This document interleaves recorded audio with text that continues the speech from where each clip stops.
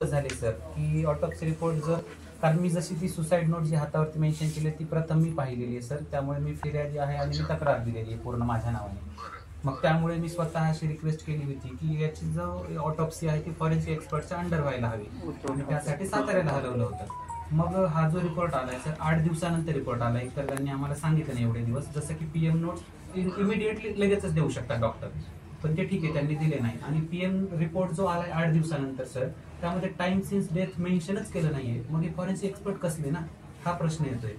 कारण time since death mention नाहीये, त्यामध्ये फक्त कॉज ऑफ डेथ मध्ये ऍस्फॅक्सिया ड्यू टू हँगिंग एवढंच दिलंय.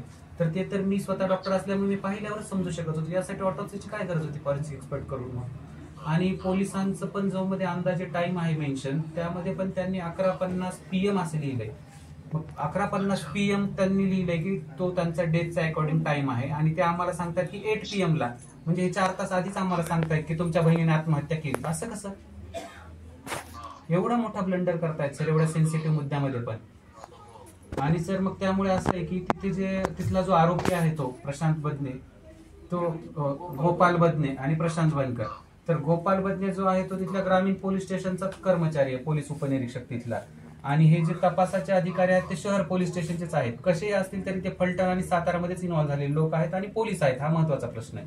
तर त्यामुळे आमची जी मागणी आहे साहेब तुमच्याकडे की याची जी तपासणी आहे जी उच्च स्तरीय जे न्यायालय त्याचे निवृत्त न्यायाधीश पाहिजे आणि त्यांच्या अंडर एक उच्चस्तरीय समिती स्थापन झाली पाहिजे याच्या तपासासाठी. आणि दुसरी जी मागणी आहे हो, आणि साहेब दुसरा एक महत्वाचा मुद्दा आहे की याचं जे प्रकरण आहे ते फलटण कोर्ट किंवा सातारा कोर्टमध्ये त्यांच्या नियमानुसार ते म्हणतायत, पण इथे जो बाकी गोष्टीचा आपण कन्सिडर करतोय आणि जे सगळं काही संशयास्पद घडतंय आणि ज्या गोष्टीमध्ये वारंवार समजा असं जाणून दिलं जातं की आपण यामध्ये तुम्हाला न्यायच मिळून नाही देणार असं थोडक्यात. तर त्यामुळे आमची अशी पण एक मागणी आहे की कोल्हापूर हायकोर्टकडे हे प्रकरण बेंच करण्यात यावं आणि त्यामुळे आम्हाला आमच्या बहिणीला आणि या महाराष्ट्राच्या लेकीला न्याय मिळेल. कारण जर हे प्रकरण तिथे राहिलं साहेब तर न्याय मिळणार नाही हे कन्फर्म आहे. आणि चौकशीच्या कक्षामध्ये पूर्ण काय बोला ना साहेब.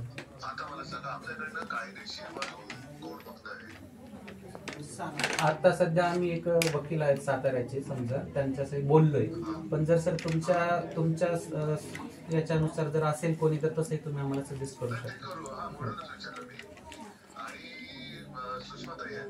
हो हो आहेत आहेत सर. आता आपण तुमच्याशी बोलण्याच्या आधी त्यांना सांगा की तुम्ही आता दुर्दैवाने हे घडलं खरं, त्याच्यामुळे त्याच्यात तर आपण काही करू शकत नाही, पण पुढे तुमच्या सोबत आम्ही आहोत प्रत्येक क्षणी आणि प्रत्येक पावली आहोत. तर तुम्हाला आता काय सगळे शब्दाचे खेळ न्याय मिळवून देणं, पण ते गेल्या जीवन काय परत आणू शकत नाही. पण आता 3 तारखेला आम्ही फलटणला जाऊन ते करतो सर की 3 तारखेला फलटणला सगळेजण जाऊन पण कायदेशीर सुद्धा आपण जर हे मुद्दे तुम्ही त्यांच्या वकिलाशी वगैरे बोलून जाता त्यांनी या काही गोष्टी सांगितल्या याला प्रायमा फेसी म्हणतो की पहिली निष्कर्ष किंवा पहिल्या निदर्शनास आलेल्या गोष्टी ह्या नोंदवून घ्या. जी सर. आणि मग आपण कायद्याची लढाई आणि कसं याला म्हणजे गुन्हेगार आहे त्याला शिक्षा कशी करून घ्यायची ते आपण मागे लागून न्याय लावून घेऊ आपण करून. जी सर.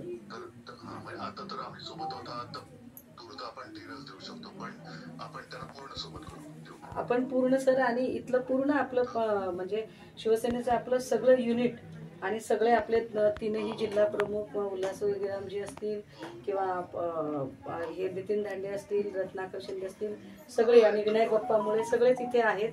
आणि 3 तारखेच्या नियोजनात पण ही सगळीच माणसं पुढाकार घेऊन काम करतात. जी सर. Thank you sir. हो सर. एकदा सर आपण पाचबोला सरांची जर एकदा आम्हाला वेळ मिळून दिली तर पाचबोला सरांना. जी सर. जी थँक्यू सर.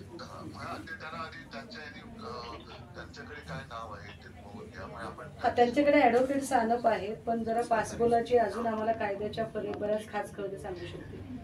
जी सर. जी थँक्यू सर.